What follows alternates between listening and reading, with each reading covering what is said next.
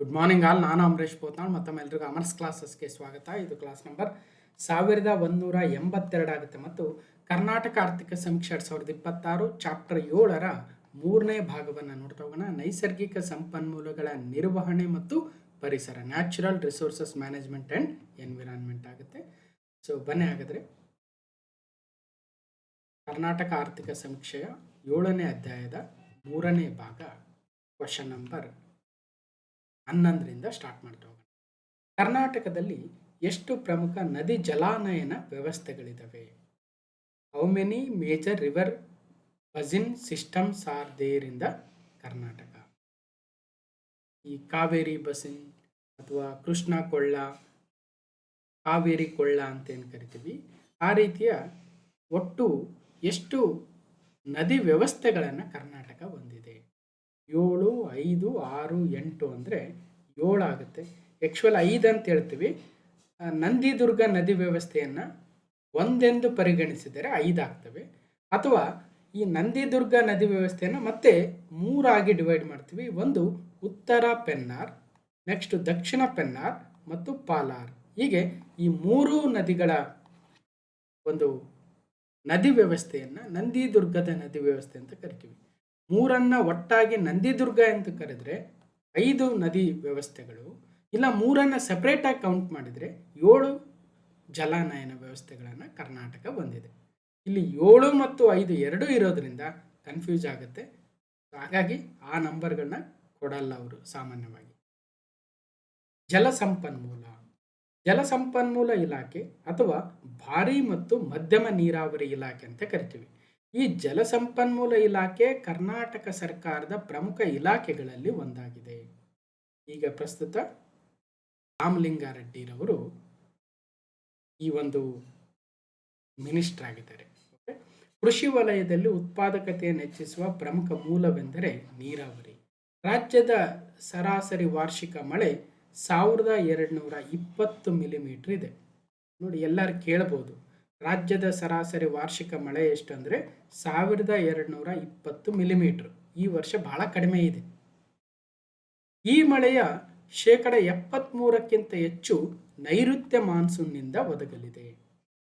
70% ಬರದೇ ನಮಗೆ ನೈಋತ್ಯ ಮಾನ್ಸೂನ್ನಿಂದ, ಮಾನ್ಸೂನ್ ಮಳೆಯಿಂದ. ಕಾಲಾನಂತರದಲ್ಲಿ ಅಂತರ್ಜಲ ಮತ್ತು ಮೇಲ್ಮೈ ಜಲಸಂಪನ್ಮೂಲಗಳ ವಿಸ್ತರಣೆಯು ರಾಜ್ಯದಲ್ಲಿ ನೀರಾವರಿ ಅಡಿ ಸಾಗುವಳಿ ಪ್ರದೇಶವನ್ನು ಹೆಚ್ಚಿಸಲು ಸಹಕಾರಿಯಾಗಿದೆ. ಸುಮಾರು 80% ನೀರನ್ನು ನೀರಾವರಿ ಉದ್ದೇಶಕ್ಕಾಗಿ ಮತ್ತು ಉಳಿಕೆ ನೀರನ್ನು ಗೃಹ ಬಳಕೆ, ಕೈಗಾರಿಕಾ ಉದ್ದೇಶಗಳಿಗಾಗಿ ಬಳಸಲಾಗ್ತಾ ಇದೆ. ಅಂದರೆ ಕರ್ನಾಟಕದ ನೀರಿನ ಸಂಪತ್ತಿನಲ್ಲಿ 80% ನಾವು ನೀರಾವರಿಗೆ ಬಳಸ್ತಾ ಇದ್ದೀವಿ. 70%ಕ್ಕಿಂತ ಹೆಚ್ಚು ನೈಋತ್ಯ ಮಾನ್ಸೂನ್ ಮಾರುತಗಳಿಂದನೇ ನಮಗೆ ಈ ಒಂದು ಮಳೆ ಬೀಳ್ತಾ ಇರ್ತಕ್ಕಂಥದ್ದು. ಕರ್ನಾಟಕದ ನದಿ ಜಲಾನಯನ ಪ್ರದೇಶಗಳನ್ನು 7 ನದಿ ಕಣಿವೆ ವ್ಯವಸ್ಥೆಗಳು ಅಂತ ಕರಿತೀವಿ. ಮೊದಲನೇದು ಗೋದಾವರಿ ನದಿ ಕೊಳ್ಳ ಅಥವಾ ನದಿ ವ್ಯವಸ್ಥೆ. ಇದು 4.43 ಸಾವಿರ ಚದರ ಕಿಲೋಮೀಟರ್ಗಳಷ್ಟಿದೆ ಮತ್ತು ನಮ್ಮ ರಾಜ್ಯದ ಒಟ್ಟಾರೆ ಈ ಜಲಾನಯನ ಪ್ರದೇಶದ 2.31% ಇದೆ. ಎರಡನೇದು ಕೃಷ್ಣ. ಇದು ನಮ್ಮ ರಾಜ್ಯದ ಅತಿ ದೊಡ್ಡ ನದಿ ವ್ಯವಸ್ಥೆ ಆಗುತ್ತೆ. ಸುಮಾರು 58.93 ಪ್ರದೇಶ ಈ ಒಂದು ಕೃಷ್ಣಾ ನದಿ ವ್ಯವಸ್ಥೆ ಅಡಿಯಲ್ಲೇ ಬರುತ್ತೆ. ಅಂದರೆ ಹೈಯೆಸ್ಟ್ ನಂಬರ್ 1. ನೆಕ್ಸ್ಟ್ ಕಾವೇರಿ ಕೊಳ್ಳ ಅಂತ ಕರಿತೀವಿ ಅಥವಾ ಕಾವೇರಿ ನದಿ ವ್ಯವಸ್ಥೆ. 18.84% ಅಷ್ಟು ಪ್ರದೇಶವನ್ನು ಕಾವೇರಿ ನದಿ ವ್ಯವಸ್ಥೆಯ ಅಡಿಯಲ್ಲಿ ಬರುತ್ತೆ. ನೆಕ್ಸ್ಟ್ ಉತ್ತರ ಪೆನ್ನಾರ್ ಇದೆ, 3.62 ಪ್ರದೇಶ. ದಕ್ಷಿಣ ಪೆನ್ನಾರ್ 1.96 ಪ್ರದೇಶ. ಪಾಲಾರ್ 1.55 ಪ್ರದೇಶ. ಪಶ್ಚಿಮ ಅಭಿಮುಖವಾಗಿ ಹರಿತಕ್ಕಂಥ ನದಿಗಳ ಒಂದು ಜಲಾನಯನ ಪ್ರದೇಶ 12.79.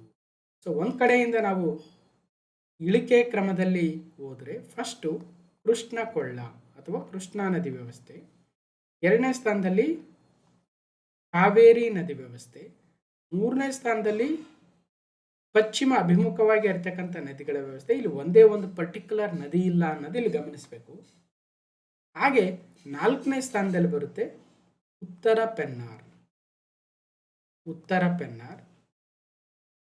5ನೇ ಸ್ಥಾನದಲ್ಲಿ ಗೋದಾವರಿ, 6ನೇ ಸ್ಥಾನದಲ್ಲಿ ದಕ್ಷಿಣ ಪೆನ್ನಾರ್ ಮತ್ತು ಬಹಳ ಕಡಿಮೆ ಜಲಾನಯನ ಪ್ರದೇಶ ಹೊಂದಿರತಕ್ಕಂತಹ ಕರ್ನಾಟಕದ ನದಿ ವ್ಯವಸ್ಥೆ ಅಂದರೆ ಅದು ಪಾಲಾರ್ ನದಿ ವ್ಯವಸ್ಥೆ ಆಗುತ್ತೆ. ಕೇವಲ 1.55% ಜಲಾನಯನ ಪ್ರದೇಶವನ್ನು ಹೊಂದಿದೆ. ಇನ್ನು ಚದರ ಕಿಲೋಮೀಟರ್ಗಳಲ್ಲಿ ಅಂದರೆ ಒಟ್ಟು ನಮ್ಮ ರಾಜ್ಯದ ಒಟ್ಟಾರೆ ವಿಸ್ತೀರ್ಣದಲ್ಲಿ ಯಾವ ನದಿ ವ್ಯವಸ್ಥೆ ಅತಿ ಹೆಚ್ಚು ವಿಸ್ತಾರವನ್ನು ಹೊಂದಿದೆ ಅಂತ ಹೇಳಿದ್ರೆ ಅದು ಕೃಷ್ಣಾ ನದಿ ವ್ಯವಸ್ಥೆ ಆಗುತ್ತೆ. ಅತಿ ಕಡಿಮೆ ಅಂದರೆ ಅದು ಪಾಲಾರ್ ನದಿ ವ್ಯವಸ್ಥೆ. ಕೇಳ್ತಾರೆ ಎಕ್ಸಾಮಲ್ಲಿ, ಅದಕ್ಕೋಸ್ಕರ ನಾವು ಜಿಯೋಗ್ರಫಿಯ ನದಿ ವ್ಯವಸ್ಥೆಗಳು ಅಂತಕ್ಕಂಥ ಚಾಪ್ಟರ್ನ 2 ಭಾಗಗಳಲ್ಲಿ ನೋಡಿದ್ವಿ. ಪಾರ್ಟ್ 1 ಪಾರ್ಟ್ 2 ಗೊತ್ತಿರುತ್ತೆ, ಅವನ್ನ ನೋಡಲೇಬೇಕು. ನೀವು ಅದನ್ನು ನೋಡಿದ್ರೇ ಇದು ಅರ್ಥ ಆಗುತ್ತೆ. ಇಲ್ಲಿ ಕೇವಲ ಅಂಕಿಅಂಶ ಟೇಬಲ್ಗಳ ಮುಖಾಂತರ ಹೇಳ್ಬೋದು, ಬಟ್ ನಮ್ಮ ಜಿಯೋಗ್ರಫಿ ಕ್ಲಾಸಲ್ಲಿ ನಾವು ವಿತ್ ಮ್ಯಾಪು ಎಲ್ಲಿದೆ ಏನು ಅಂತ ಬಹಳ ಡೀಟೇಲ್ ಆಗಿ ಹೇಳಿದ್ದೀನಿ. ಒಂದ್ಸಲ ಆ ಒಂದು ವಿಡಿಯೋಗಳನ್ನು ನೋಡಲೇಬೇಕು ನೀವು.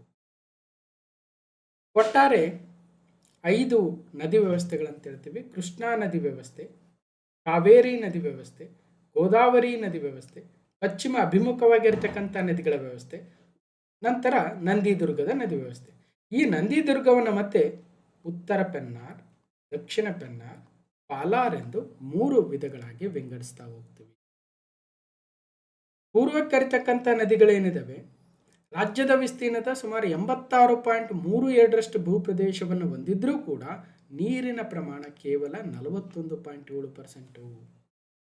ಆದರೆ ಪಶ್ಚಿಮಕ್ಕೆ ಹರಿತಕ್ಕಂತಹ ಕಾಳಿಯಿಂದ ನೇತ್ರಾವತಿ ನದಿವರೆಗಿನ ನದಿಗಳ ವ್ಯವಸ್ಥೆಯ ವಿಸ್ತೀರ್ಣ ಕೇವಲ 13.68% ಭೂಪ್ರದೇಶ ಇದ್ದರೂ ಕೂಡ ನೀರಿನ ಪ್ರಮಾಣವೇ ಆ ನದಿಗಳದೇ ಹೆಚ್ಚು. ಶೇಕಡ ನಮ್ಮ ರಾಜ್ಯದಲ್ಲಿರ್ತಕ್ಕಂಥ ಹರಿಯುವ ನೀರಿನ ಪ್ರಮಾಣದ 58.3% ಪಶ್ಚಿಮಕ್ಕೆ ಹರಿತಕ್ಕಂಥ ನದಿಗಳೇ ಹೊಂದಿದ್ದಾವೆ ಅನ್ನೋದು ಇಲ್ಲಿ ಗಮನಿಸಬೇಕು. ಒಂದ್ಸಲ ನೋಟ್ ಮಾಡ್ಕೊಳ್ರಿ. ಇದ್ರ PDF ಕೊಡ್ತೀನಲ್ಲ, ಅವಾಗ ಇನ್ನಷ್ಟು ಮಾಹಿತಿಯನ್ನು ಪಡ್ಕೊಳ್ರಿ. ಫೈನ್. ಇಲ್ಲಿ ಮೇಲ್ಗಡೆ ಏನಿದೆ, ಬೀದರಲ್ಲಿ ಒಂದಷ್ಟು ಪ್ರದೇಶ ಇದು ಗೋದಾವರಿ ನದಿ ವ್ಯವಸ್ಥೆಗೆ ಬರುತ್ತೆ. ಗೋದಾವರಿಗೂ ಕರ್ನಾಟಕಕ್ಕೂ ಎತ್ತಣದ ಸಂಬಂಧವೇ ಅಂತ ಕೇಳಿದರೆ, ಗೋದಾವರಿಯ ಉಪನದಿ ಆಗಿರ್ತಕ್ಕಂಥ ಮಾಂಜ್ರಾ ನದಿ, ಮಾಂಜ್ರಾದ ಉಪನದಿ ಆಗಿರ್ತಕ್ಕಂಥ ಕಾರಂಜಾ ನದಿಗಳು ಇರ್ತಕ್ಕಂಥದ್ದು ಕರ್ನಾಟಕದಲ್ಲಿ. ಅದಾದ ನಂತರ ಕರ್ನಾಟಕದ ಅತಿ ದೊಡ್ಡ ನದಿ ವ್ಯವಸ್ಥೆ ಆಗಿರ್ತಕ್ಕಂಥ ಕೃಷ್ಣಾ ನದಿ ವ್ಯವಸ್ಥೆಯು ಹಲವಾರು ಜಿಲ್ಲೆಗಳಿಗೆ ವ್ಯಾಪಿಸಿದೆ. ಅದಾದಮೇಲೆ ಪಶ್ಚಿಮ ಅಭಿಮುಖವಾಗಿ ಇರತಕ್ಕಂಥ ನದಿಗಳ ವ್ಯವಸ್ಥೆ, ಹಾಗೆ ಕೆಳಗಡೆ ದಕ್ಷಿಣ ಕರ್ನಾಟಕದಲ್ಲಿ ಬರ್ತಕ್ಕಂಥ ಕಾವೇರಿ ನದಿ ವ್ಯವಸ್ಥೆ ಮತ್ತು ನಂದಿದುರ್ಗದ ನದಿ ವ್ಯವಸ್ಥೆಯಲ್ಲಿ ನಂದಿದುರ್ಗದಲ್ಲಿರ್ತಕ್ಕಂಥ ನದಿಗಳು, ನಂದಿದುರ್ಗದಿಂದ ರೇಡಿಯಲ್ ರಿವರ್ ಸಿಸ್ಟಮ್ ಅಂತ ಕರಿತೀವಿ. ಅಂದರೆ ನಂದಿದುರ್ಗದಲ್ಲಿ ಉಗಮವಾಗ್ತಕ್ಕಂಥ ನದಿಗಳು ಎಲ್ಲ ಕಡೆ ಸ್ಪ್ರೆಡ್ ಆಗಿ ಎಲ್ಲ ಕಡೆ ಹರಿತವೆ. ಅರ್ಕಾವತಿ ಆಗಿರಲಿ, ವೃಷಭಾವತಿ ಆಗಿರಲಿ, ಉತ್ತರ ಪೆನ್ನಾರ್, ದಕ್ಷಿಣ ಪೆನ್ನಾರ್, ಪಾಲಾರ್ ನದಿಗಳು. ಹಾಗಾಗಿ ಉತ್ತರ ಪೆನ್ನಾರ್ ಅಂತಕ್ಕಂಥ ಒಂದು ವ್ಯವಸ್ಥೆ, ದಕ್ಷಿಣ ಪೆನ್ನಾರ್ ಅಂತಕ್ಕಂಥ ಮತ್ತೊಂದು ವ್ಯವಸ್ಥೆ, ಹಾಗೂ ಪಾಲಾರ್, ಹೀಗೆ 3 ನದಿ ವ್ಯವಸ್ಥೆಗಳನ್ನು ನಂದಿದುರ್ಗದ ನದಿ ವ್ಯವಸ್ಥೆಯಲ್ಲಿ ನಾವು ಕಾಣ್ತೀವಿ. ಮತ್ತೆ ಜಲ ವಿಭಜಕ ರೇಖೆಗಳು ಅಂತ ಬರ್ತವೆ, ವಾಟರ್ ಶೆಡ್ ಡಿವೈಡರ್ಸ್ ಅಂತ. ಸಪೋಸ್ ಈಗ ಇದು ಕೃಷ್ಣಾ ನದಿ, ಇದು ತುಂಗಭದ್ರಾ ನದಿ. ಅದಕ್ಕಿಂತ ಈ ಕಡೆ ಇರ್ತಕ್ಕಂಥದ್ದು ಕಾವೇರಿ ನದಿ, ಮೇಲ್ಗಡೆ ಇರ್ತಕ್ಕಂಥದ್ದು ಕೃಷ್ಣಾ ನದಿಯ ಜಲಾನಯನ ಪ್ರದೇಶ. ಈ ಪರ್ಟಿಕ್ಯುಲರ್ ಲೈನ್ ಇದೆ ಅಲ್ವಾ, ಈ ಪರ್ಟಿಕ್ಯುಲರ್ ಲೈನನ್ನು ನಾವು ಜಲ ವಿಭಜಕ ಅಂತ ಕರಿತೀವಿ. ಜಲ ವಿಭಜಕ ಅಂದರೆ ಈ ಪರ್ಟಿಕ್ಯುಲರ್ ಪ್ಲೇಸಲ್ಲಿ ಬಿದ್ದಿರ್ತಕ್ಕಂಥ ನೀರು ಒಂದು ಕೃಷ್ಣಾ ನದಿಗೆ ಹೇಗೋ ಮಾಡಿ ಕೃಷ್ಣಾ ನದಿಯನ್ನು ಸೇರುತ್ತೆ, ಸಮುದ್ರಕ್ಕೆ ಹೋಗುತ್ತೆ.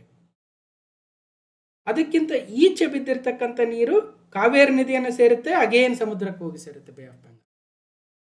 ಹೀಗೆ ಒಂದು ನದಿಯ ಜಲಾನಯನ ಪ್ರದೇಶವನ್ನು ಮತ್ತೊಂದು ನದಿಯ ಜಲಾನಯನ ಪ್ರದೇಶದಿಂದ ಬೇರ್ಪಡಿಸ್ತಕ್ಕಂಥ ಒಂದು ರೇಖೆಯನ್ನು ನದಿ ವ್ಯವಸ್ಥೆಗಳ ಜಲ ವಿಭಜಕ ರೇಖೆ ಅಂತ ಕರಿತೀವಿ. ಈಗ ಸದ್ಯ ಅದ್ರ ಬಗ್ಗೆ ಮಾತಾಡಲ್ಲ, ನಾನು ಆಲ್ರೆಡಿ ನಮ್ಮ ಜಿಯೋಗ್ರಫಿಯ ನದಿ ವ್ಯವಸ್ಥೆಗಳ ಪಾರ್ಟ್ 1 ಪಾರ್ಟ್ 2 ಅಲ್ಲಿ ಹೇಳಿದ್ದೀನಿ. ಈಗ ಸುಮ್ಮನೆ ಕರ್ನಾಟಕದ ಆರ್ಥಿಕ ಸಮೀಕ್ಷೆಯ 7ನೇ ಅಧ್ಯಾಯದಲ್ಲಿ ಜಲಸಂಪನ್ಮೂಲದ ಬಗ್ಗೆ ಮಾತಾಡಬೇಕಾದ್ರೆ 7 ನದಿ ವ್ಯವಸ್ಥೆಗಳಿದ್ದಾವೆ ಅಂತ ಹೇಳಿರ್ತಕ್ಕಂಥ ಸಂದರ್ಭದಲ್ಲಿ ನಾವು ಸ್ವಲ್ಪ ಜಿಯೋಗ್ರಫಿಯ ಅಂಕಿಅಂಶಗಳನ್ನು ಕೊಟ್ಟಿರ್ತಕ್ಕಂಥದ್ದು ಅಷ್ಟೇ. ಇದನ್ನೇ ಮತ್ತೆ ಹೇಳಿ ಅಂದರೆ ಆಗಲ್ಲ, ಮತ್ತೆ ಅಲ್ಲೇ ಯಾಕೆ ಹೇಳಿರ್ಬೇಕು ಜಿಯೋಗ್ರಫಿ ಪಾಠದಲ್ಲಿ. ಈ ಥರ ಇದೆ ಅಂತ ನಿಮ್ಮನ್ನು ಎಚ್ಚರಿಸ್ತಕ್ಕಂಥ ಪ್ರಯತ್ನ. ಒಂದು ಎಕ್ಸಾಂಪಲ್ ಕೊಡ್ತೀನಿ ನಾನು. ಕೃಷ್ಣಾ ಮತ್ತು ಕಾವೇರಿ ನದಿಗಳ ಜಲವಿಭಜಕ ರೇಖೆ ಎಲ್ಲಿದೆ ಅಂದರೆ ನೋಡಿ, ಎಲ್ಲಿದೆ? ಇಲ್ಲೆಲ್ಲೋ ಒಂದು ಕಡೆ ಇದೆ. ಈ ಭಾಗ ಇಲ್ಲಿಂದ ಹಿಡ್ಕೊಂಡು ಈ ಲೈನ್ ಏನಿದೆಯೋ ಇದು ಇಲ್ಲಿ ನಂದಿದುರ್ಗದವರೆಗೂ ಇದೆ. ಪಶ್ಚಿಮದಲ್ಲಿ ಬಲ್ಲಾಳರಾಯನ ದುರ್ಗದಿಂದ ನೋಡಿ, ಪಶ್ಚಿಮದಲ್ಲಿ ಇದು ಪಶ್ಚಿಮ, ಇಲ್ಲಿ ಬಲ್ಲಾಳರಾಯನ ದುರ್ಗ ಬರುತ್ತೆ.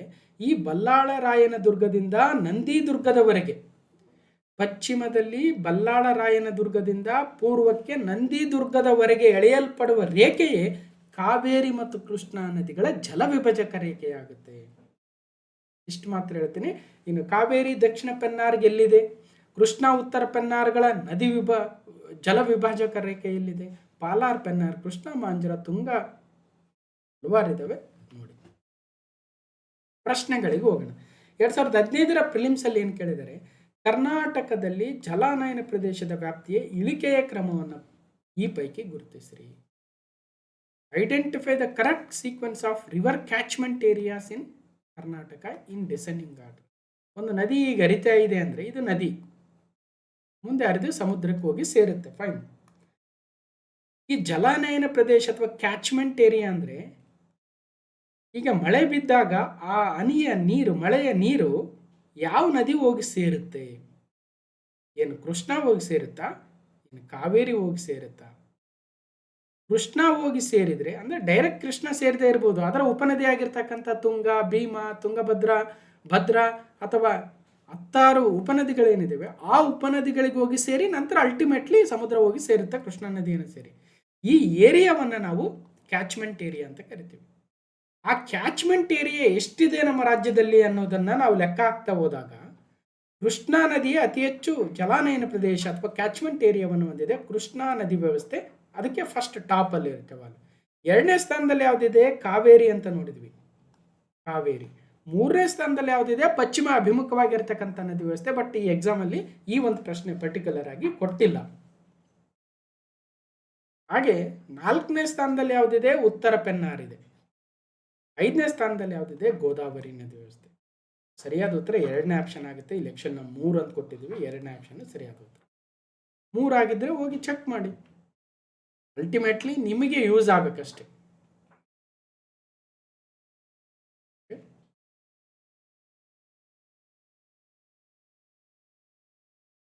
RSI KSRP ಎಕ್ಸಾಮಲ್ಲಿ ಕೇಳಿದ್ರು, ಈ ಕೆಳಗಿನವುಗಳಲ್ಲಿ ಪಶ್ಚಿಮಕ್ಕೆ ಹರಿಯುವ ನದಿ ಯಾವುದು? ಪಶ್ಚಿಮಕ್ಕೆ ನೋಡಿ, ನಮ್ಮ ಕರ್ನಾಟಕದ ನದಿ ವ್ಯವಸ್ಥೆಗಳಲ್ಲಿ ಪ್ರಮುಖವಾಗಿ ನಾವು ಕೃಷ್ಣಾ, ಕಾವೇರಿ, ಪಶ್ಚಿಮಕ್ಕೆ ಹರಿತಕ್ಕಂಥವಂತ ಏನು ಕನ್ಸಿಡರ್ ಮಾಡ್ತಾ ಇದ್ದೀವಿ, ಆ ಪಟ್ಟಿ ನೋಡ್ಕೊಂಡ್ಬಿಡ್ಬೇಕು. ಪಶ್ಚಿಮಕ್ಕೆ ಹರಿತಕ್ಕಂಥ ನದಿಗಳ ಮೇಲೆ 2 ವಿಡಿಯೋ ಮಾಡಿದ್ದೀನಿ. ಇತ್ತೀಚೆಗೆ ಒಂದು ವಿಡಿಯೋ ಮಾಡಿದ್ದೆ.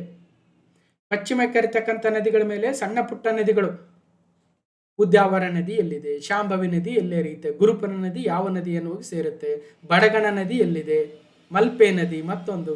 ಸೊ ಹಾಗಾಗಿ ಈ ಸಣ್ಣ ಪುಟ್ಟ ನದಿಗಳ ಮೇಲೆ ಪದೇ ಪದೇ ಪ್ರಶ್ನೆಗಳು ಕೇಳ್ತಾ ಇದ್ದಾರೆ ಅಂದದ್ದಕ್ಕೆ ಮತ್ತೊಂದು ವಿಡಿಯೋ ಮಾಡಿಕೊಟ್ಟಿದ್ದೀನಿ ಸಪ್ರೇಟಾಗಿ, ವಿತ್ ಮ್ಯಾಪ್ ಹೇಳಿದ್ದೀನಿ, ನೋಡಿರ್ತಾರೆ ಅಂತ ಭಾವಿಸ್ತಾ. ತುಂಗ, ಘಟಪ್ರಭಾ, ಕೃಷ್ಣ ಇವೆಲ್ಲವೂ ಕೂಡ ಪೂರ್ವಕ್ಕೆ ಇರತಕ್ಕಂಥ ನದಿಗಳೇ. ಅಘುನಾಶಿನಿ ಮಾತ್ರ ಪಶ್ಚಿಮಕ್ಕೆ ಇರತಕ್ಕಂಥ ನದಿ.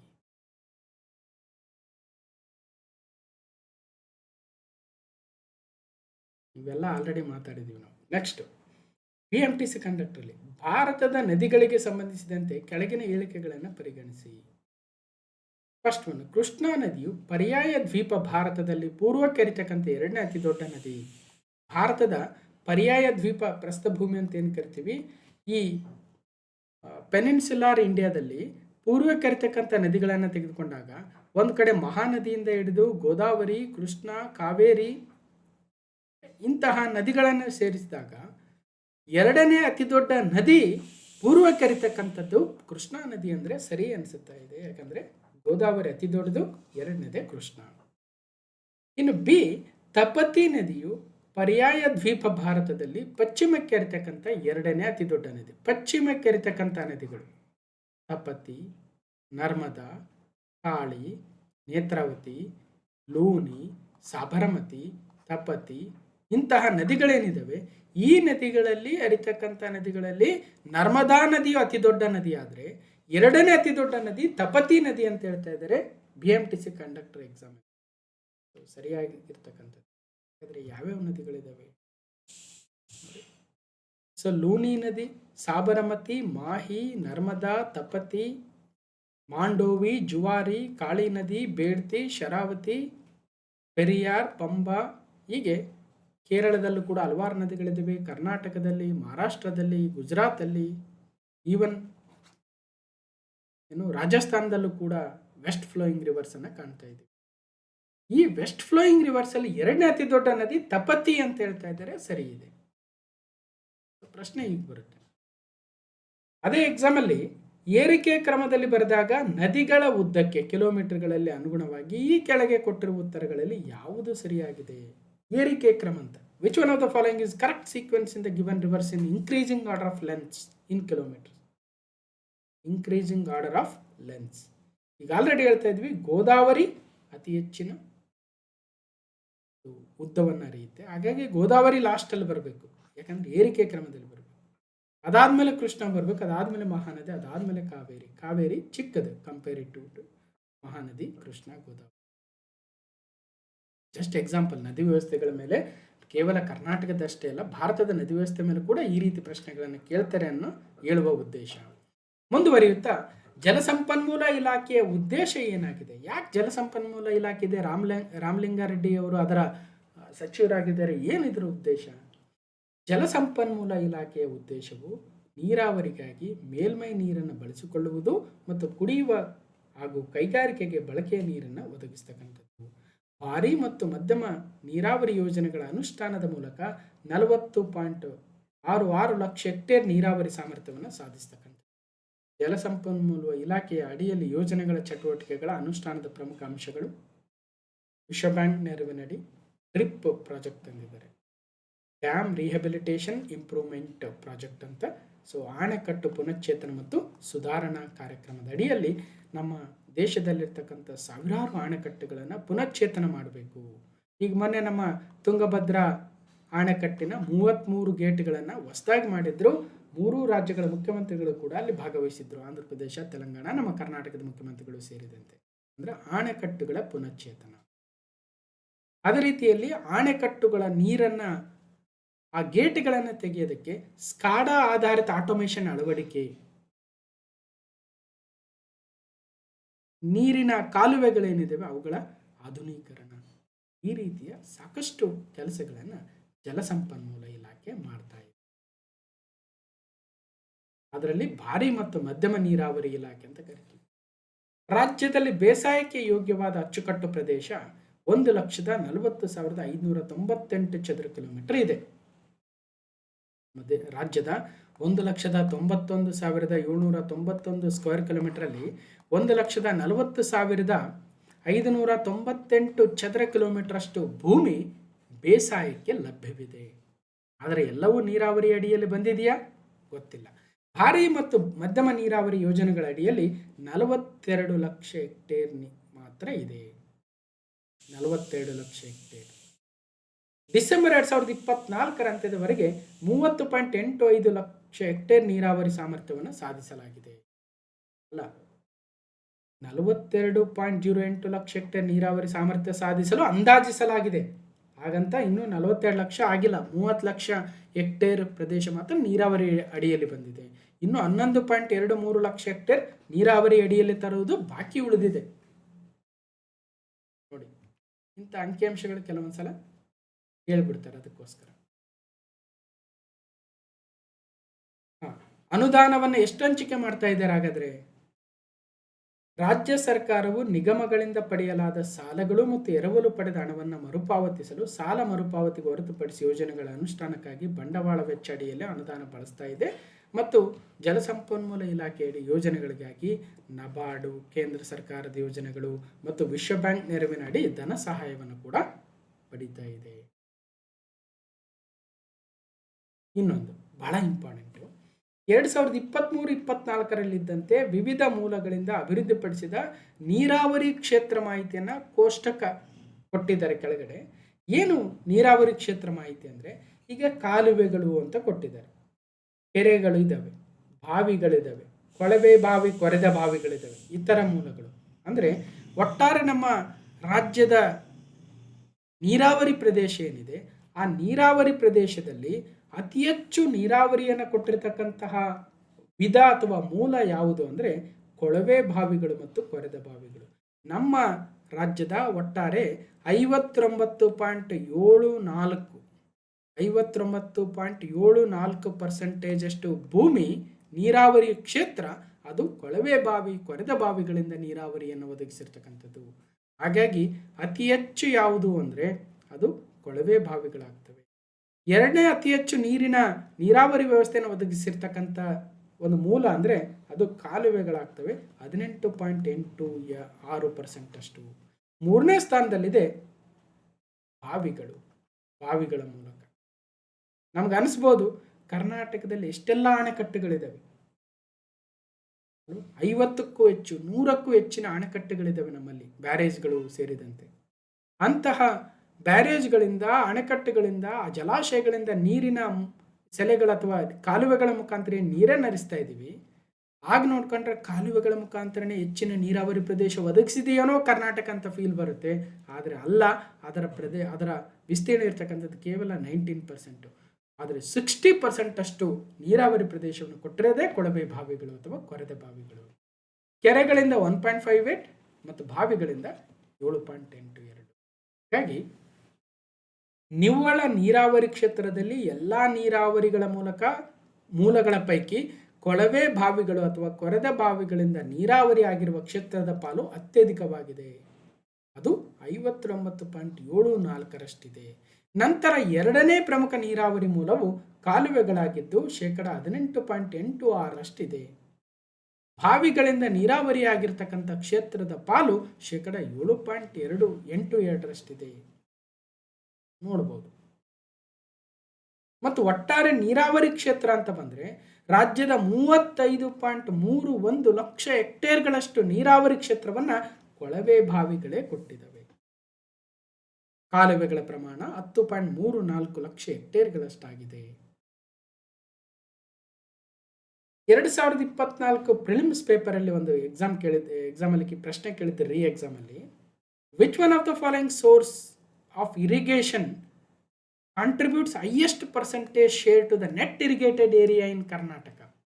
ಕರ್ನಾಟಕದಲ್ಲಿ ಈ ಮುಂದಿನ ಯಾವ ನೀರಾವರಿ ಮೂಲ ಒಟ್ಟು ನೀರಾವರಿ ಪ್ರದೇಶದ ಅತಿ ಹೆಚ್ಚಿನ ಶೇಕಡಾವಾರು ಪಾಲಿನ ಕೊಡುಗೆಯನ್ನು ಕೊಟ್ಟಿದೆ? ಈಗ ತಾನೇ ಮಾತಾಡ್ತಾ ಇದ್ವಿ, 4ನೇ ಆಪ್ಷನ್ ಕೊಳವೆ ಬಾವಿ ಅಥವಾ ಬೋರ್ವೆಲ್ ನೀರಾವರಿಯೇ 58 ಅಥವಾ 59% ಅಷ್ಟು ಒಟ್ಟಾರೆ ನೀರಾವರಿ ಪ್ರದೇಶಕ್ಕೆ ನೀರುಣಿಸ್ತಾ ಇದೆ. ಟ್ಯೂಬ್ ವೆಲ್ಸ್ ಅಥವಾ ಬೋರ್ವೆಲ್ಸ್ ಇರಿಗೇಷನ್. ನೋಡಿ, ಪ್ರಶ್ನೆ ಹಿಂಗೆ ಬರುತ್ತೆ.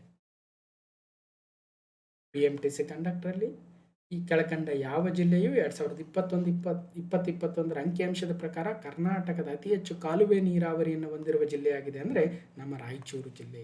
ಕಾರಣ ಏನು? ರಾಯಚೂರು ಜಿಲ್ಲೆಯಲ್ಲಿ ನಮ್ಮಲ್ಲಿ ಬೋರ್ವೆಲ್ಗಳೇ ಇಲ್ಲ. ಬೋರ್ವೆಲ್ ತೋಡಿಸ್ತಾನೆ ಅಂದರೆ ನಮ್ಮ ಕಡೆ ಮಕ ನೋಡ್ತಾರೆ. ಬೋರ್ವೆಲ್ಗಳ ಕಾನ್ಸೆಪ್ಟು ನಮ್ಮಲ್ಲಿ ಇಲ್ಲವೇ ಇಲ್ಲ, ಭಾಳ ಕಡಿಮೆ ಇದೆ. ರೇರ್ ಅಂದರೆ ರೇರ್. ಯಾಕಂದರೆ ನಮ್ಮಲ್ಲಿ ದೋಬ್ ಪ್ರದೇಶ ಅಂತ ಕರಿತೀವಿ. ಒಂದು ಕಡೆ ಕೃಷ್ಣಾ ನದಿ ಹರಿಯುತ್ತೆ, ಮತ್ತೊಂದು ಕಡೆ ತುಂಗಭದ್ರಾ ನದಿ ಹರಿಯುತ್ತೆ. ಇವೆರಡೂ ನದಿಗಳ ನಡುವಿನ ಫಲವತ್ತಾಗಿರ್ತಕ್ಕಂಥ ಭೂಮಿ ನಮ್ಮ ರಾಯಚೂರು ಜಿಲ್ಲೆದು. ಹಾಗಾಗಿ ಕೃಷ್ಣಾ ನದಿಯ ಕಾಲುವೆ ನೀರು, ತುಂಗಭದ್ರಾ ನದಿಯ ಕಾಲುವೆ ನೀರು ಮತ್ತು ಒಂದಷ್ಟು ಬ್ಯಾರೇಜ್ಗಳು ಕೂಡ ಇದ್ದಾವೆ. ಹಾಗಾಗಿ ಈ ಎಲ್ಲ ನೀರಿನಿಂದಾಗಿ ಕಾಲುವೆ ನೀರಾವರಿ ಹೆಚ್ಚಾಗಿದೆ ನಮ್ಮ ರಾಯಚೂರು ಜಿಲ್ಲೆಯಲ್ಲಿ. ಪ್ರಶ್ನೆ ಕೇಳಿದ್ದಾರೆ, among the following which district of Karnataka has the highest canal irrigation based on the 2020-21 data ಅಂತ ಕೇಳಿದ್ದಾರೆ. ನೋಡಿ, 2023 ಅಕೌಂಟ್ ಅಸಿಸ್ಟೆಂಟ್ GK ಪೇಪರಲ್ಲಿ ಕರ್ನಾಟಕದ ಕರಾವಳಿ ಜಿಲ್ಲೆಗಳಲ್ಲಿ ಕಡಿಮೆ ಕಾಲುವೆ ನೀರಾವರಿ ಇದೆ. ಹೌದು, ಅಲ್ಲಿ ಕರಾವಳಿ ಜಿಲ್ಲೆಗಳಲ್ಲಿ ಪಶ್ಚಿಮ ಘಟ್ಟಗಳಿದ್ದಾವೆ. ಪಶ್ಚಿಮ ಘಟ್ಟಗಳಲ್ಲಿ ಉಗಮಾಗ್ತಕ್ಕಂಥ ನದಿಗಳು ಸರ್ರಂತ ಹರಿದು ಹೋಗಿ ಅರಬ್ಬಿ ಸಮುದ್ರ ಸೇರಿಬಿಡ್ತವೆ. ಮಳೆ ಬಿತ್ತಂದ್ರೆ ಸಾಕು, ಫೋರ್ಸ್ ಆಗಿ ಹೋಗಿ ಸೇರಿಬಿಡ್ತವೆ. ಅಲ್ಲಿ ಗುಡ್ಡ ಬೆಟ್ಟಗಳು ಹೆಚ್ಚಿದ್ದಾವೆ. ಹಾಗಾಗಿ ನಾವು ಕಾಲುವೆಗಳ ಮೂಲಕ ನೀರನ್ನು ತೆಗೆದುಕೊಂಡು ಹೋಗೋಕೆ ಅಲ್ಲಿ ಸಾಧ್ಯ ಆಗ್ತಾ ಇಲ್ಲ. ಒಂದು, ಕರ್ನಾಟಕದ ಕರಾವಳಿ ಜಿಲ್ಲೆಗಳು ಸಾಕಷ್ಟು ಮಳೆಯನ್ನು ಪಡಿತೇವೆ. ಹೌದು, ಆಬ್ವಿಯಸ್ ಆಗಿದೆ ರೀಸನ್. ಈ ಥರ ಅಸಿಸ್ಟೆಂಟ್ ಅಕೌಂಟೆಂಟ್ ಎಕ್ಸಾಮಲ್ಲೂ ಕೂಡ ಕೇಳಿದ್ರು, ಅದನ್ನು ಸಾಲ್ವ್ ಮಾಡಿದ್ದೀವಿ ಕ್ಲಾಸ್ ನಂಬರ್ 393 ಹೋಗಿ ನೋಡಿ.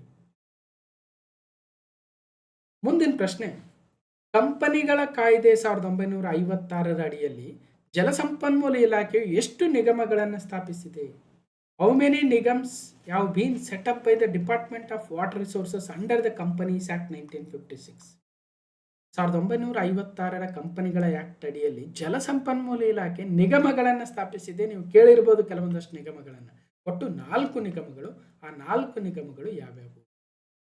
1994ರಲ್ಲಿ KBJNL ಅಂದರೆ ಕೃಷ್ಣ ಭಾಗ್ಯ ಜಲ ನಿಗಮ ನಿಯಮಿತ. 1998ರಲ್ಲಿ KNNL ಕರ್ನಾಟಕ ನೀರಾವರಿ ನಿಗಮ ನಿಯಮಿತ. 2003ರಲ್ಲಿ CNNL ಕಾವೇರಿ ನೀರಾವರಿ ನಿಗಮ ನಿಯಮಿತ. 2016ರಲ್ಲಿ VJNL ವಿಶ್ವೇಶ್ವರಯ್ಯ ಜಲ ನಿಗಮ ನಿಯಮಿತ. ಯಾಕೆ ಈ ನಿಗಮ ನಿಯಮಿತಗಳನ್ನು ಸ್ಥಾಪಿಸಬೇಕು ಅಂದರೆ, ಈಗ ಕಾಲುವೆಗಳ ಅಭಿವೃದ್ಧಿ ಮಾಡಬೇಕು, ಡ್ಯಾಮ್ಗಳ ರಿಹಬಿಲಿಟೇಷನ್ ಮಾಡಬೇಕು, ಇಂಪ್ರೂವ್ಮೆಂಟ್ ಮಾಡಬೇಕು, ಮತ್ತು ಒಟ್ಟಾರೆಯಾಗಿ ನೀರಾವರಿ ವ್ಯವಸ್ಥೆ ಮೂಲಕ ಜಲಾಶಯಗಳಲ್ಲಿರ್ತಕ್ಕಂಥ ನೀರನ್ನು ರೈತರ ಹೊಲಗಳಿಗೆ, ಜಮೀನುಗಳಿಗೆ ತೆಗೆದುಕೊಂಡು ಹೋಗಬೇಕು. ಸಾಕಷ್ಟು ಏತ ನೀರಾವರಿ ಪ್ರದೇಶಗಳು, ಹೀಗೆ ಹಲವಾರು ಯೋಜನೆಗಳಿದ್ದಾವೆ. ನೇತ್ರಾವತಿ ನದಿ ತಿರುವು ಯೋಜನೆ ಅಥವಾ ಎತ್ತಿನ ಹೊಳೆ ಯೋಜನೆ ಅಂತ ಕರಿತೀವಿ, ಅಥವಾ ಮೇಕೆದಾಟು ಯೋಜನೆ ಬರ್ತಾ ಇದೆ, ಅಥವಾ ನಮ್ಮ ಯಾವುದು ಕಳಸಾ ಬಂಡೂರಿ ನಾಲಾ ಯೋಜನೆ ಇದೆ. ಏತ ನೀರಾವರಿ ಯೋಜನೆಗಳು 10ಕ್ಕೂ ಹೆಚ್ಚು ಇವತ್ತು ರಾಜ್ಯದಲ್ಲಿ ನಡೀತಾ ಇದ್ದಾವೆ. ಇಂತಹ ಯೋಜನೆಗಳನ್ನು ಜಾರಿಗೊಳಿಸಲು ಸಾಕಷ್ಟು ಹಣದ ಅವಶ್ಯಕತೆ ಇರುತ್ತೆ ಸರ್ಕಾರಕ್ಕೆ. ಅದಕ್ಕೋಸ್ಕರ ಬೇರೆ ಬೇರೆ ಸಂಸ್ಥೆಗಳಿಂದ ಸಾಲವನ್ನು ಪಡಿಬೇಕಾಗುತ್ತೆ. ಸಾಲವನ್ನು ಪಡಿಬೇಕಾದ್ರೆ ಒಂದಷ್ಟು ಕಂಪನಿಗಳನ್ನು, ನಿಗಮಗಳನ್ನು ರಚಿಸಬೇಕಾಗುತ್ತೆ, ಸ್ಥಾಪಿಸಬೇಕಾಗುತ್ತೆ. ಅಂತಹ ಉದ್ದೇಶದಿಂದ ಜಲಸಂಪನ್ಮೂಲ ಇಲಾಖೆಯಲ್ಲಿ ಹಲವಾರು ನಿಗಮಗಳ ಸ್ಥಾಪನೆ ಕೂಡ ಆಗಿದೆ. ಜಲಸಂಪನ್ಮೂಲ ಇಲಾಖೆಯು ನೀರಾವರಿ ಯೋಜನೆಗಳ ತ್ವರಿತ ಅನುಷ್ಠಾನಕ್ಕಾಗಿ ಹಾಗೂ ಸರ್ಕಾರವು ಬಾಹ್ಯ ಮೂಲಗಳಿಂದ ಹಣವನ್ನು ಎರವಲು ಪಡೆಯಲು ಅನುವಾಗಿಸಲು ಕಂಪನಿಗಳ ಕಾಯ್ದೆ 1956ರ ಅಡಿಯಲ್ಲಿ 4 ನಿಗಮಗಳನ್ನು ಸ್ಥಾಪಿಸಿದೆ. ಅದೇ KBJNL 1994, KNNL 1998, CNNL 2003, VJNL 2016 ಆಗಿದೆ. ನಮ್ಮ ಜಲಸಂಪನ್ಮೂಲ ಇಲಾಖೆಯ ವೆಬ್ಸೈಟಲ್ಲಿ ನೋಡಿದಾಗ ಇವುಗಳ ಪ್ರಮುಖ ಕೇಂದ್ರ ಕಚೇರಿ ಬೆಂಗಳೂರಲ್ಲಿದೆ. ಅದರ ಅಡಿಯಲ್ಲಿ ಕರ್ನಾಟಕ ನೀರಾವರಿ ನಿಗಮ ನಿಯಮಿತವಿದ್ದು, ಇದರ ಅಡಿಯಲ್ಲಿ ಬೆಳಗಾವಿ, ಧಾರವಾಡ, ಶಿವಮೊಗ್ಗದ ತುಂಗಾ ಮೇಲ್ದಂಡೆ ಯೋಜನೆ, ಮುಂಡ್ರಾಬಾದ್ ಯೋಜನೆ, ನಮ್ಮ ತುಂಗಭದ್ರಾ ಯೋಜನೆ, ಹಾಗೆ ಕಲಬುರಗಿಯ ವಿವಿಧ ಯೋಜನೆಗಳೇನಿದ್ದಾವೆ ಅವುಗಳು KNNL ಅಡಿಯಲ್ಲಿ ಬರ್ತವೆ. ಕೃಷ್ಣ ಭಾಗ್ಯ ಜಲ ನಿಗಮ ನಿಯಮಿತದ ಅಡಿಯಲ್ಲಿ ಕೃಷ್ಣ ಮೇಲ್ದಂಡೆ ಆಣೆಕಟ್ಟು ಯೋಜನೆ, ಹಾಗೆ ನಾರಾಯಣಪುರ ಡ್ಯಾಮು, ಈ ರೀತಿಯಾಗಿರ್ತಕ್ಕಂಥವು KBJNL ಅಡಿಯಲ್ಲಿ ಬರ್ತವೆ. ಇನ್ನು ಕಾವೇರಿ ನಿಗಮ ನಿಯಮಿತದ ಅಡಿಯಲ್ಲಿ ಕಾವೇರಿ ನದಿ ವ್ಯವಸ್ಥೆ ಮತ್ತು ಹೇಮಾವತಿ ಯೋಜನೆಗಳು ಬರ್ತವೆ. ವಿಶ್ವೇಶ್ವರಯ್ಯ ಜಲ ನಿಗಮ ನಿಯಮಿತದ ಅಡಿಯಲ್ಲಿ ಇತ್ತೀಚಿನದು ಕೂಡ ಇದು. ಇದರ ಅಡಿಯಲ್ಲಿ ಭದ್ರಾ ಮೇಲ್ದಂಡೆ ಯೋಜನೆ, ಎತ್ತಿನ ಹೊಳೆ ಯೋಜನೆಗಳು ಬರ್ತವೆ. ಒಂದ್ಸಲ ಎಕ್ಸಾಮಲ್ಲಿ ಕೇಳಿದ್ರು, ಎತ್ತಿನ ಹೊಳೆ ಯೋಜನೆಯನ್ನು ಯಾವ ನಿಗಮ ನಿಯಮಿತವು ಜಾರಿಗೊಳಿಸ್ತಾ ಇದೆ ಅಂತ ಕೇಳಿದ್ರೆ ಎಕ್ಸಾಮಲ್ಲಿ, ಮುಂದೆ ಇರಬೇಕು, ತೋರಿಸ್ತೀನಿ ನಾನು. ಕೃಷ್ಣ ಮೇಲ್ದಂಡೆ ಯೋಜನೆ ಅನುಷ್ಠಾನವನ್ನು ತೀವ್ರಗೊಳಿಸಲು ಸರ್ಕಾರವು ಬಾಹ್ಯ ಮೂಲಗಳಿಂದ ಹಣವನ್ನು ಎರವಲು ಪಡೆಯಲು ಅನುವು ಮಾಡಿಕೊಡಲು ಕರ್ನಾಟಕ ಸರ್ಕಾರವು 1990 ಅಥವಾ 96-95ರ ಸಂದರ್ಭದಲ್ಲಿ ಕಂಪನಿಗಳ ಕಾಯ್ದೆ 1950ರ ಅಡಿಯಲ್ಲಿ ಕೃಷ್ಣ ಭಾಗ್ಯ ಜಲ ನಿಗಮ ನಿಯಮಿತವನ್ನು KBJNL ಅನ್ನು ಸ್ಥಾಪನೆ ಮಾಡಿತು.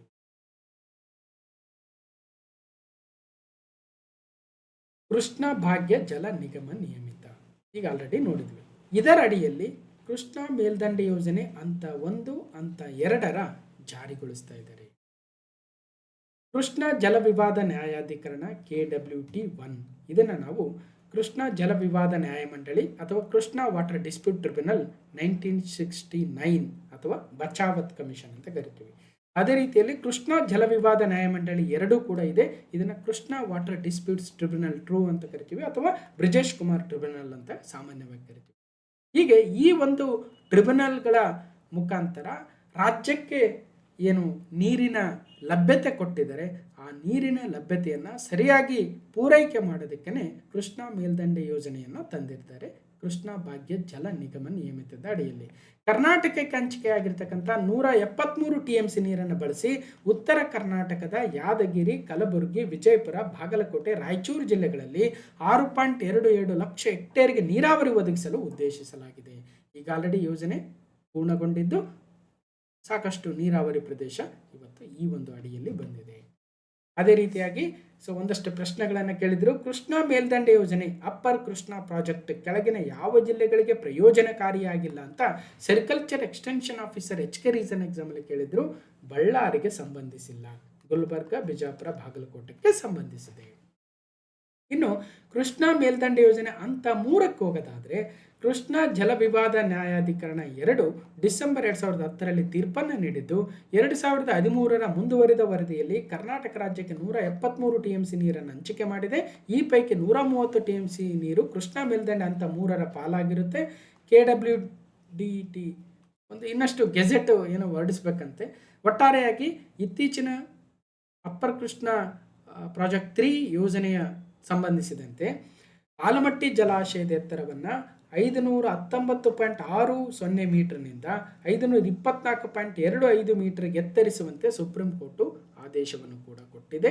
ಅದರ ಅನುಷ್ಠಾನ ಇನ್ನಷ್ಟು ಬಾಕಿ ಇದೆ. ಉತ್ತರ ಕರ್ನಾಟಕದ ವಿಜಯಪುರ, ಬಾಗಲಕೋಟೆ, ಕಲಬುರಗಿ, ಯಾದಗಿರಿ, ರಾಯಚೂರು, ಕೊಪ್ಪಳ, ಗದಗ ಜಿಲ್ಲೆಗಳಲ್ಲಿರುವ 5.94 ಲಕ್ಷ ಹೆಕ್ಟೇರ್ ಪ್ರದೇಶಕ್ಕೆ ನೀರಾವರಿ ಸೌಲಭ್ಯ ಒದಗಿಸುವ ಉದ್ದೇಶವನ್ನು ಹೊಂದಿದೆ. ನೋಡೋಣ, ಇದನ್ನು ಆಲ್ರೆಡಿ ನಾವು ಬೇರೆ ಬೇರೆ ಕಡೆ ಮಾತಾಡಿದ್ದೀನಿ ಇಲ್ಲಿ ಜಿಯೋಗ್ರಫಿ ಪಾಠದಲ್ಲಿ.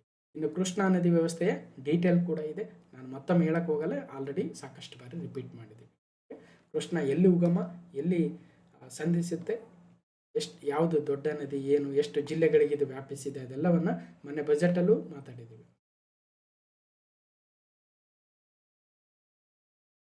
ಬಚಾವತ್ ಆಯೋಗ ನ್ಯಾಯಮಂಡಳಿ ತನ್ನ ಅಂತಿಮ ತೀರ್ಪಿನಲ್ಲಿ ಕರ್ನಾಟಕ ರಾಜ್ಯಕ್ಕೆ ಕೃಷ್ಣಾ ನದಿ ನೀರಿನಲ್ಲಿ ಎಷ್ಟನ್ನು ಹಂಚಿಕೆ ಮಾಡಿದೆ? 911 TMC ಅಂತ. ಇದನ್ನು ಸಿವಿಲ್ PSI 402 ಅಲ್ಲಿ ಸಾಲ್ವ್ ಮಾಡಿದ್ವಿ.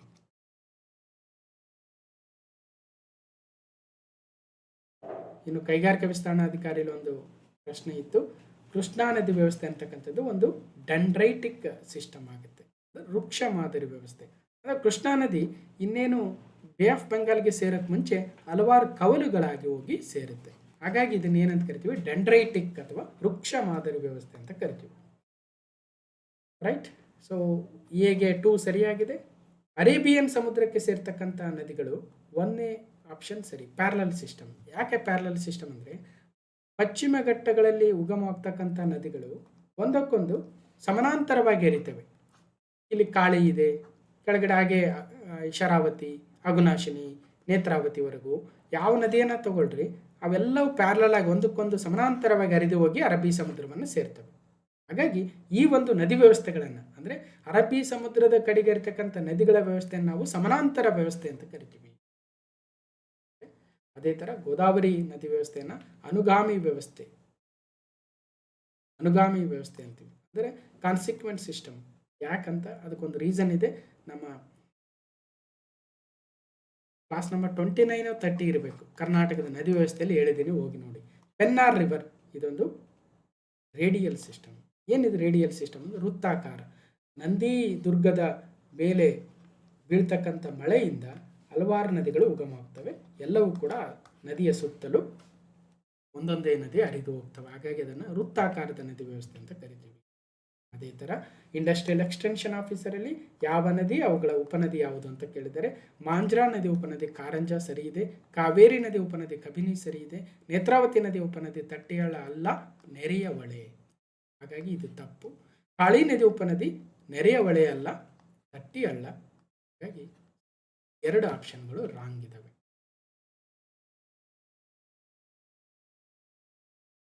ಇನ್ನು ಕೆಳಗಿನ ಪಶ್ಚಿಮಕ್ಕೆ ಹರಿತಕ್ಕಂಥ ನದಿಗಳನ್ನು ಉದ್ದದಿಂದ ಚಿಕ್ಕದಾಗಿರುವ ಶ್ರೇಣಿಯಲ್ಲಿ ಜೋಡಿಸಿ.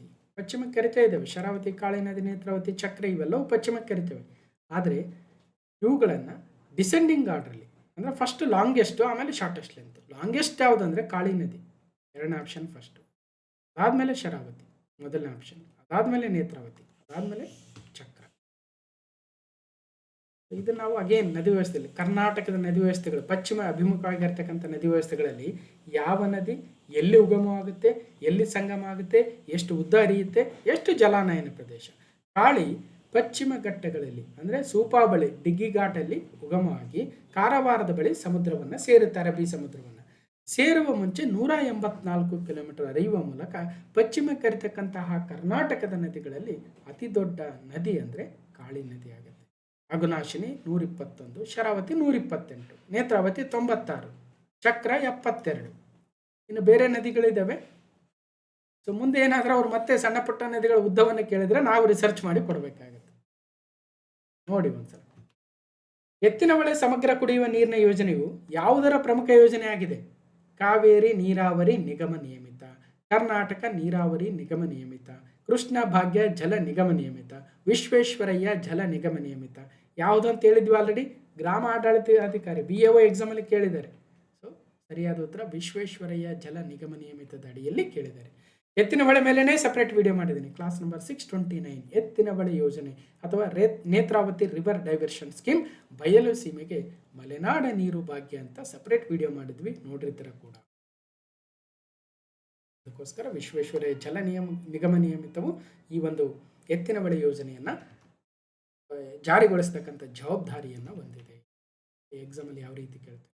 ಸೊ ಅಗೇನ್ ನದಿ ವ್ಯವಸ್ಥೆ ಪ್ರಕಾರ ಮತ್ತೊಮ್ಮೆ ಕೇಳಿದ್ದಾರೆ assistant director exam HK reason. Krishna ವೃಕ್ಷ ಮಾದರಿ, ಕಾಳಿ ಸಮಾನಾಂತರ, ಕಾರಂಜ ಪ್ರತ್ಯಾನುವರ್ತಿ, ಪೆನ್ನಾರ್ ವೃತ್ತಾಕಾರ. ಸೇಮ್ ಕ್ವಶನ್ನೇ ರಿಪೀಟ್ ಆಗಿ ಬಂದಿದೆ ನೋಡಿ.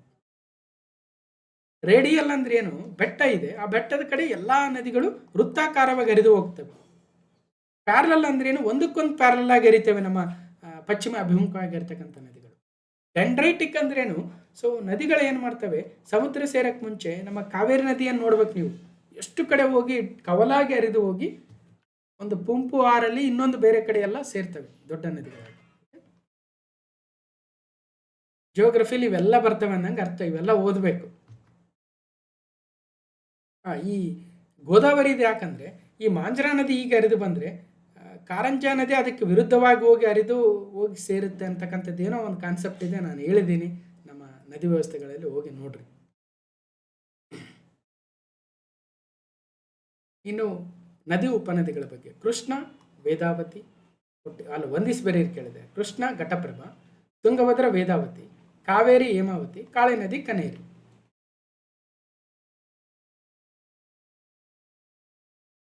ಇನ್ನು ಕರ್ನಾಟಕದ ನದಿ ವ್ಯವಸ್ಥೆಗಳ ಬಗ್ಗೆ ಮತ್ತೊಂದು ಪ್ರಶ್ನೆ ಇದೆ. ಮೋಯಾರ್ ನದಿಯು ಕರ್ನಾಟಕ ಮತ್ತು ತಮಿಳುನಾಡು ಗಡಿ ರೇಖೆಯಾಗಿ ಹರಿಯುತ್ತೆ, ಸರಿ ಇದೆ. ಕರ್ನಾಟಕವು ತನ್ನ ಸುತ್ತಲೂ 5 ರಾಜ್ಯಗಳಿಂದ ಸುತ್ತುವರೆದಿದೆ, ಸರಿ ಇದೆ. ಯಾವ್ಯಾವ 5 ರಾಜ್ಯ ನಮ್ಮ ಕರ್ನಾಟಕದ ಪರಿಚಯ ಅಂತಕ್ಕಂಥ ವಿಡಿಯೋದಲ್ಲಿ ನೋಡಿ. ಬಿಜಾಪುರ ಜಿಲ್ಲೆಯನ್ನು ವಿಭಜಿಸಿ ಯಾದಗಿರಿ ಜಿಲ್ಲೆಯನ್ನು ರಚಿಸಲಾಗಿದೆ, ತಪ್ಪು. ಕಲಬುರಗಿ ಜಿಲ್ಲೆಯನ್ನು. ಕರ್ನಾಟಕದ ಕರಾವಳಿಯಲ್ಲಿ ಯಾವುದೇ ದೊಡ್ಡ ನದಿ ಮುಖಜ ಭೂಮಿಗಳಿಲ್ಲ, ಸರಿನಾ ತಪ್ಪ? ಸರಿಯಾಗಿಲ್ಲ. ಸಾಲ್ವ್ ಮಾಡಿದ್ದೀವಿ ಅಸಿಸ್ಟೆಂಟ್ ಡೈರೆಕ್ಟರ್ ಎಕ್ಸಾಮಲ್ಲಿ ನೋಡಿ. ಕರ್ನಾಟಕದ there are no large deltas along the coast of Karnataka. ಒಂದ್ಸಲ ಕನ್ಫರ್ಮ್ ಮಾಡ್ಕೊಳ್ರಿ. ಇನ್ನು ಅಗೇನ್ 42 ಪ್ರಶ್ನೆ ಅಸಿಸ್ಟೆಂಟ್ ಡೈರೆಕ್ಟರ್ ಎಕ್ಸಾಮಲ್ಲಿ ಕೇಳಿದ್ದಾರೆ. 2 ಮತ್ತು 4 ಮಾತ್ರ ಸರಿಯಾಗಿದೆ. 2ನೇದು ಸರಿ, 4ನೇದು ಸರಿ. ಯಾಕೆ ನೋಡೋಣ. ಭೀಮಾ ನದಿಯು ಕರ್ನಾಟಕ ಮತ್ತು ಮಹಾರಾಷ್ಟ್ರದ ಗಡಿ ರೇಖೆಯಾಗಿ ಹರಿಯುತ್ತೆ, ಫೈನ್. ಕರ್ನಾಟಕದ ಪಶ್ಚಿಮಕ್ಕೆ ಹರಿತಕ್ಕಂಥ ನದಿಗಳ ಸಮಾನಾಂತರ ವ್ಯವಸ್ಥೆಯನ್ನು ಹೊಂದಿದ್ದೇವೆ, ಕರೆಕ್ಟ್ ಆಗಿದೆ. ಇನ್ನು 1ನೇದು ಯಾಕೆ ತಪ್ಪು ಅಂದರೆ ಕುಮುದ್ವತಿ ನದಿಯು ಛಾಯಾ ಭಗವತಿ ಎಂಬ ಸುಂದರವಾದ ಜಲಪಾತವನ್ನು ಸೃಷ್ಟಿಸುತ್ತೆ, ತಪ್ಪಾಗುತ್ತೆ. ಯಾಕಂದರೆ ಛಾಯಾ ಭಗವತಿ ಎನ್ನುವ ಒಂದು ಸುಂದರ ಜಲಪಾತವನ್ನು ಸೃಷ್ಟಿಸ್ತಕ್ಕಂಥದ್ದು ಕೃಷ್ಣಾ ನದಿ ನಾರಾಯಣಪುರ ಹತ್ರ. ಹಾಗಾಗಿ ಕುಮುದ್ವತಿ ನದಿ ತಪ್ಪು. 3ನೇದು ಯಾಕೆ ತಪ್ಪು? ಗುಲ್ಬರ್ಗಾ ಜಿಲ್ಲೆಯ ಪ್ರಮುಖ ಭಾಗವು ಮಾಂಜರಾ ನದಿಯ ಜಲನಯನ ಪ್ರದೇಶ, ತಪ್ಪು. ಬೀದರ್ ಜಿಲ್ಲೆಯ ಪ್ರಮುಖ ಭಾಗ ಮಾಂಜರಾ ನದಿ. ಸುಮ್ಮನೆ ಜಸ್ಟ್ ಇರಲಿ ಅನ್ನೋ ಉದ್ದೇಶಕ್ಕೆ. ಇನ್ನೊಂದು ಪ್ರಶ್ನೆ ಮೋಟಾರ್ ವೆಹಿಕಲ್ ಇನ್ಸ್ಪೆಕ್ಟರ್ ಕೇಳಿದರೆ, ಕರ್ನಾಟಕ ರಾಜ್ಯದ ಜಲಸಂಪತ್ತಿನ ಭೌಗೋಳಿಕ ಹಂಚಿಕೆಯು ಸ್ಪಷ್ಟವಾದ ಅಸಮಾನತೆಗಳನ್ನು ಹೊಂದಿದೆ ಅಂತ. ಏನು ಅಸಮಾನತೆ ಹೊಂದಿದೆ ನೋಡೋಣ. ಪಶ್ಚಿಮಕ್ಕೆ ಇರ್ತಕ್ಕಂಥ ನದಿಗಳು ರಾಜ್ಯದ ಒಟ್ಟು ಭೂಪ್ರದೇಶದ 13.68% ಮಾತ್ರ ಆಕ್ರಮಿಸಿಕೊಂಡಿದೆ. ಆದರೆ ರಾಜ್ಯವು ಮೇಲ್ಮೈ ನೀರಿನ ಸಿಂಹ ಪಾಲನ್ನು ಅಂದರೆ ಸುಮಾರು 58%ಕ್ಕೂ ಹೆಚ್ಚನ್ನು ಹೊಂದಿದ್ದಾವೆ. ಸ್ಟಾರ್ಟಿಂಗಲ್ಲಿ ಹೇಳ್ತಾ ಇದೆ ನೋಡ್ರಿ, ಪಶ್ಚಿಮಕ್ಕೆ ಇರ್ತಕ್ಕಂಥ ನದಿಗಳ ಜಲಾನಯನ ಪ್ರದೇಶ ಕಮ್ಮಿ ಇದೆ, 13.68%. ಅದರಲ್ಲಿ ಬೀಳ್ತಕ್ಕಂಥ ಮಳೆ ನೀರಿನ ಪ್ರಮಾಣ ಹೆಚ್ಚಿದೆ, 58.3% ನೀರಿನ ಪ್ರಮಾಣ ಇರದೇ ಪಶ್ಚಿಮಕ್ಕೆ ಇರ್ತಕ್ಕಂಥ ನದಿಗಳು. ಆದರೆ ಅದನ್ನು ಬಳಸ್ಕೊಳ್ಳೋಕೆ ನಮಗೆ ಅವಕಾಶ ಇಲ್ಲ, ಯಾಕಂದರೆ ಅಲ್ಲಿ ಪಶ್ಚಿಮ ಘಟ್ಟ ಇದೆ, ಅರ್ಥ ಮಾಡ್ಕೊಳ್ಳಿ. ಸೊ ಹಾಗಾಗಿ ನೋಡಿ, ಇಂಥ ಪ್ರಶ್ನೆಗಳನ್ನು ಕೇಳಿದ್ದಾರೆ ಕೂಡ. ಇನ್ನು arrange the following rivers in the Karnataka in order of north to south. ನಾರ್ತಿಂದ ಬನ್ನಿ, ಅಂದರೆ ಕಾರವಾರದಿಂದ ಮಂಗಳೂರುವರೆಗಿನ ಈ ಒಂದು ನಮ್ಮ ಕರಾವಳಿ ಪ್ರದೇಶದಲ್ಲಿ ಪಶ್ಚಿಮ ಘಟ್ಟಗಳಲ್ಲಿ ಉಗಮವಾಗಿ ಹೋಗಿ ಈ ಅರಬ್ಬಿ ಸಮುದ್ರವನ್ನು ಸೇರ್ತಕ್ಕಂಥ ನದಿಗಳನ್ನು ಕೊಟ್ಟಿದ್ದಾರೆ. ಉತ್ತರದಲ್ಲಿ ಯಾವುದು ಬರುತ್ತೆ, ನಂತರ ಹಾಗೆಯೇ ದಕ್ಷಿಣಕ್ಕೆ ಬರಬೇಕಾದ್ರೆ ಯಾವ್ಯಾವ ಬರ್ತವೆ ಅಂತ ಕೇಳಿದ್ದಾರೆ. ಇದಕ್ಕೋಸ್ಕರ ನಾನು ಸಪ್ರೇಟ್ ಆ ಕ್ಲಾಸ್ ನಂಬರ್ ಕೊಟ್ಟಿಲ್ಲ ನೋಡಿ, ನಾನು ಈಗ ಕೊಟ್ಟಿದ್ರೆ ಚೆನ್ನಾಗಿತ್ತು. ಸೊ ಅದನ್ನು ನೋಡಿ. ಇದಕ್ಕೆ ಸದ್ಯಕ್ಕೆ ಉತ್ತರ ಕಾಳಿ ಫಸ್ಟ್ ಬರಲೇಬೇಕು, ಯಾಕಂದರೆ ಕಾಳಿಯ ಉತ್ತರದ ನದಿ, ನೇತ್ರಾವತಿ ದಕ್ಷಿಣಕ್ಕೆ ಬರಲೇಬೇಕು.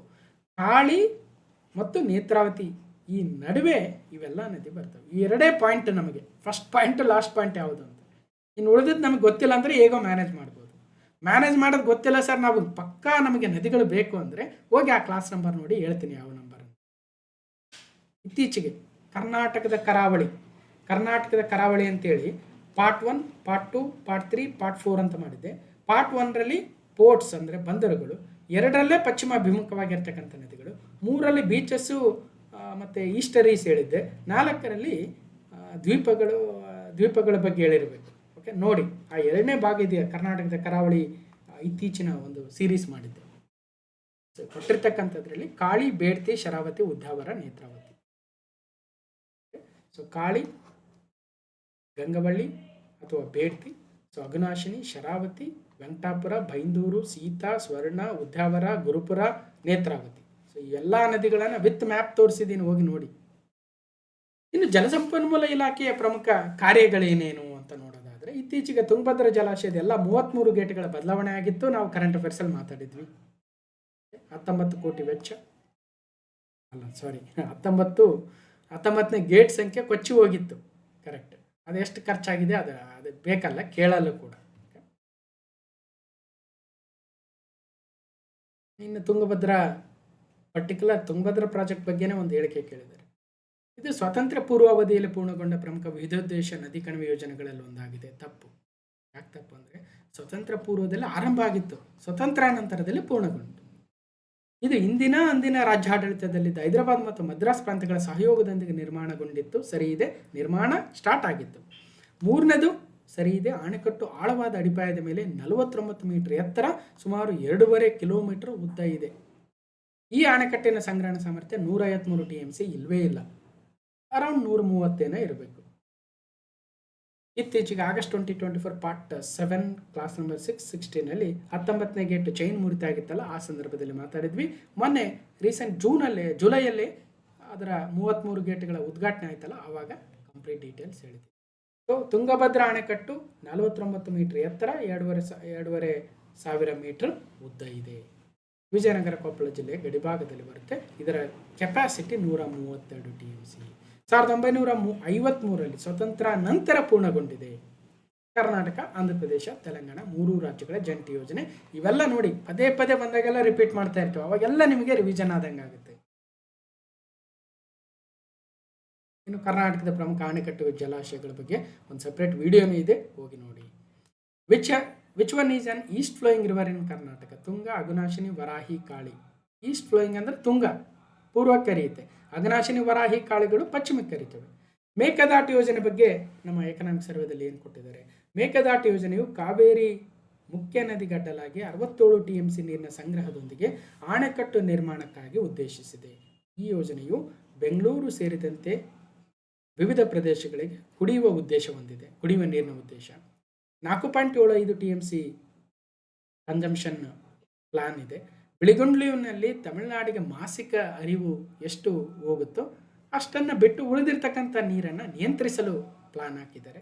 400 ಮೆಗಾವ್ಯಾಟ್ ವಿದ್ಯುತ್ ಉತ್ಪಾದನೆಯ ಒಂದು ಯೋಜನೆ ಕೂಡ ಇದೆ. ಹಾಗಾಗಿ ಮಾನ್ಯ ಸರ್ವೋಚ್ಚ ನ್ಯಾಯಾಲಯ ಇತ್ತೀಚೆಗೆ ಕಾವೇರಿ ಜಲಾನಯನ ಪ್ರದೇಶದಲ್ಲಿ ಈ ರಾಜ್ಯದ ಈ ಒಂದು ಮಹತ್ವಾಕಾಂಕ್ಷೆಯ ಮೇಕೆದಾಟು ಸಮತೋಲನ ಜಲಾಶಯ ಯೋಜನೆಯ ಅನುಷ್ಠಾನಕ್ಕೆ ಸಂಬಂಧಿಸಿದಂತೆ ತಮಿಳುನಾಡೇನು ಹೂಡಿದ್ದ ಎಲ್ಲ ಪ್ರಕರಣಗಳನ್ನು ಇತ್ತೀಚೆಗೆ ವಜಾಗೊಳಿಸಿತ್ತು.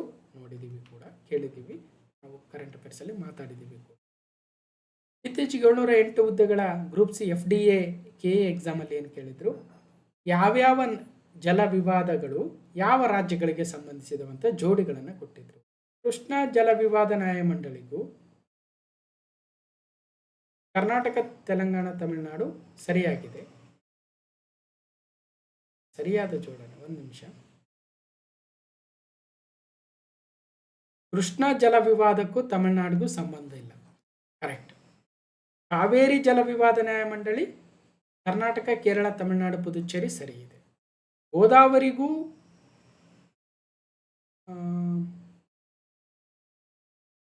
ಗೋದಾವರಿಗೂ ಗೋವಾಕ್ಕೂ ಸಂಬಂಧ ಇಲ್ಲ, ಹಾಗಾಗಿ ತಪ್ಪು. ಮಹದಾಯಿ ಗೋವಾ, ಕರ್ನಾಟಕ, ಮಹಾರಾಷ್ಟ್ರ ಸರಿ ಇದೆ.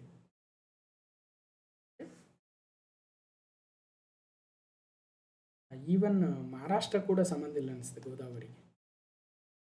ಸ್ವಲ್ಪ ರಿಲೇಟೆಡ್ ಇದೆ ಮಹಾರಾಷ್ಟ್ರ, ಬಟ್ ಯಾಕೆ ಅವರು ಮಹಾರಾಷ್ಟ್ರ ಸೇರಿಸ್ಕೊಂಡಿಲ್ಲ ಗೊತ್ತಿಲ್ಲ.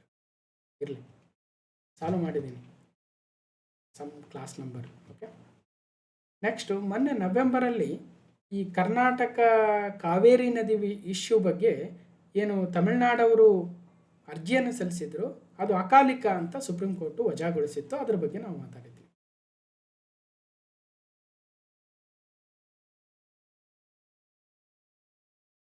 ಇನ್ನು ಕರ್ನಾಟಕ ನೀರಾವರಿ ನಿಗಮ ನಿಯಮಿತದ ಬಗ್ಗೆ ನೋಡೋದಾದರೆ, ಕೃಷ್ಣಾ ಕಣಿವೆಯಲ್ಲಿ ಕೃಷ್ಣಾ ಮೇಲ್ದಂಡೆ ಯೋಜನೆ ಹೊರತುಪಡಿಸಿದ ಯೋಜನೆಗಳ ಅನುಷ್ಠಾನವನ್ನು ತೀವ್ರಗೊಳಿಸಲು ಕರ್ನಾಟಕ ಸರ್ಕಾರವು 1998ರಲ್ಲಿ ಕಂಪನಿಗಳ ಕಾಯ್ದೆ 1956ರ ಅಡಿಯಲ್ಲಿ ಕರ್ನಾಟಕ ನೀರಾವರಿ ನಿಗಮವನ್ನು ಸ್ಥಾಪಿಸಿದೆ.